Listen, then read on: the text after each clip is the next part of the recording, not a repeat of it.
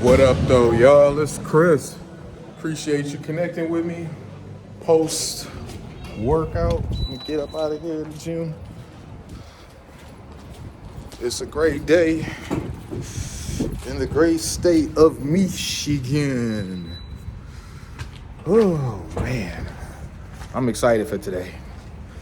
I'm gonna get some goodies in today. No, it's not a cheat day, but it's gonna feel like one.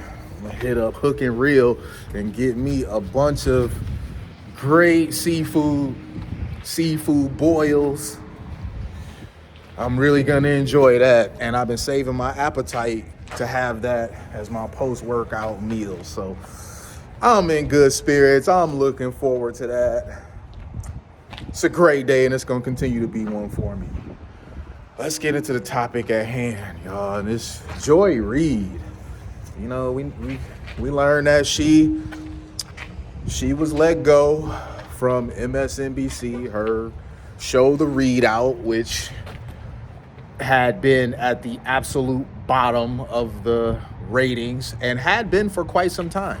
I mean, it had been on the bottom, and it just seemed like after the election, it did even more of a significant drop off. I don't know why that is, because if you found entertainment in watching her show or any value in watching her show, I don't know what it would be about the election that would change that. You know, why suddenly because there's a new sheriff in town. If you drink down the hatred she would spew, the racism that she would spew, all the misandrous rhetoric that she would spew, if you drank that stuff down, I don't know what it would be about the election that would change that for you. But that's what she saw. She saw a significant drop off from her already diminishing ratings. And you got a new CEO over there at MSNBC, a woman that's calling shots, and she wanted to shake things up. She wanted to stir the pot a bit, cut off some people.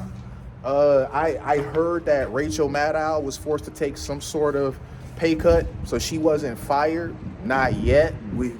We'll see. We'll get into that in a little bit of what I mean by that. But she wasn't fired. She was made to take a pay cut, and now Joy Reid was just outright canceled.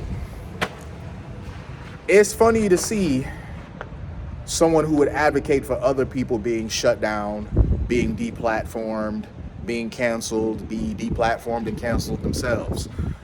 I'm not a person who advocates for that. I'm very much a free speech sort of person.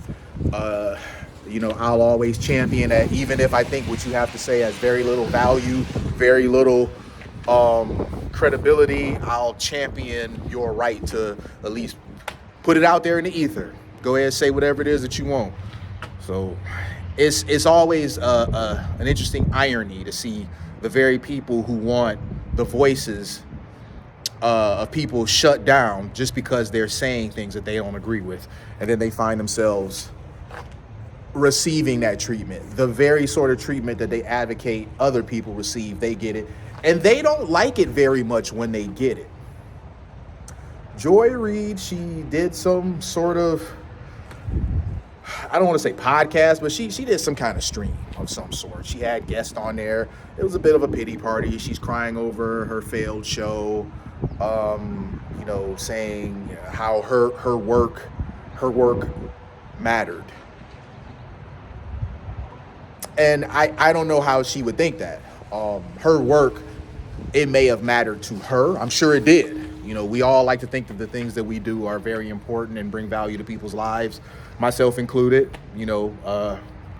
Out there in the grand scheme of things, my channel may not matter to people, but it matters to me, and I guess it matters to a certain extent to you guys too, because you're here with me.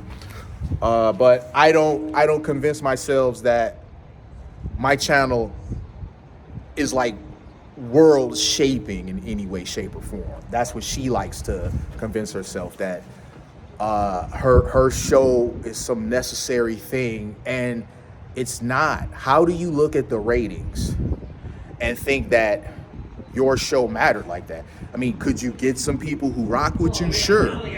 But it really didn't matter like that, because if it did, you wouldn't have had bottom feeder ratings.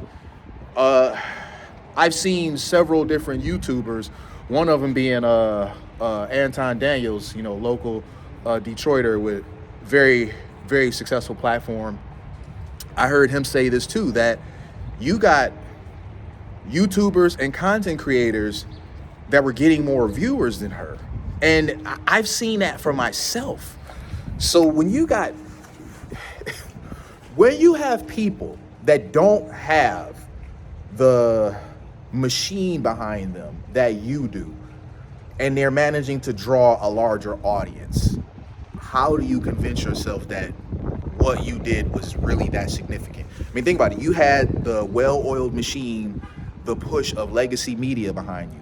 You had all types of resources available to you that your average person that's out there grinding, trying to get their thing going, does not have, and you found yourself stuck out there without a show. YouTube's not an easy thing. It's not an easy thing to get going, and it's not an easy thing to maintain, because you have to nurture it. You have to be consistent, and that's very challenging. Consistency is key, and even though that's really like cliche, it is true. If you have a YouTube channel and you're trying to grow it, it's going to take consistency. You're gonna have to do daily uploads or every other day. I mean, you can't disappear for gaps at a time. You can't be gone a week, 2 weeks, 3 weeks at a time, because your channel's not gonna see very much growth. And the people who were following you, they're going to go away because they liked your stuff and you don't create enough content. I try to stay consistent. It can be challenging for me, and I have a lot of flexibility compared to some other people, and it still can be difficult for me to kind of keep up because just life commitments. So I still try to give you guys an upload a day whenever possible, but for me, there's even gaps where I'll go like 2-3 days at a time with nothing. So you don't have, as a YouTuber, the well-oiled machine that she has. Everything's set up. All she has to do is show up. She doesn't have to basically curate an audience. She is on a platform that has a built-in audience, and all she has to do is, when they say action, do her thing or whatever. And she can't even hold an audience on a major network like that. So compared to your average YouTuber that's trying to build an audience, if they manage to get things going and running, starting from nothing, having to build it up over time, sometimes over years. Some of these YouTubers that you guys know that are very popular, it took them like 4, 5, 6 years to get to where they are. You see the success that they have today, but when they were invisible practically trying to get things going, that's when they had to be their most consistent. They weren't making much money. They certainly weren't making enough to for it to be viewed as any sort of livable wage, but they had to continue grinding on it. When it gets going, they have to now work to keep it going. So they had to work to get it to that point, and now they have to work to keep it to that point, and also figure out a way to continue to grow. So why am I saying this? Ultimately, her work, she's sorely mistaken by the value that it provided. Because you had, compared to YouTubers who are getting better views than you are, who are holding more viewers on a stream than you are, you had these people that had to come from nothing, and you had an already built-in machine, and you couldn't hold that. So, no, I'm afraid your work, it didn't matter.